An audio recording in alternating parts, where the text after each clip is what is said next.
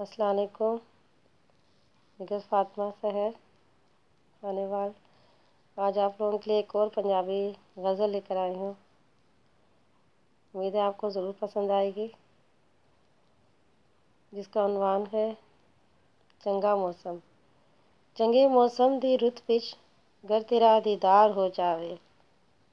चंगे मौसम दी रुत विच गर तेरा दीदार हो जावे। मेरे दिल विच मेरी रूह विच इकरार हो जावे।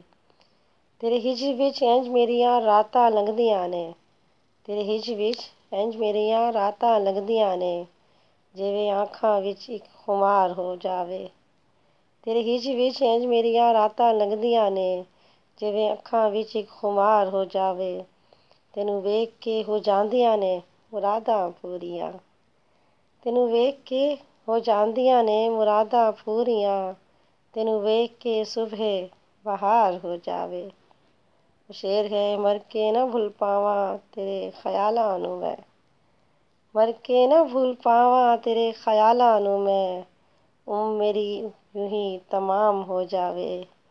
मर के न भुल पावां तेरे ख्यालां नूं मैं। उम्र मेरी यूं ही तमाम हो जावे। एवें लंघना ए फातिमा ए इश्क ए मेरा। इंज लंघना ए फातिमा ए इश्क ए मेरा। बस कुछ ना होवे बस तेरा दीदार हो जावे। चंगे मौसम दी रुत विच तेरा दीदार हो जावे। मेरे दिल विच मेरी रूह विच एक करार हो जावे। लाइक कीजिएगा, सब्सक्राइब कीजिएगा।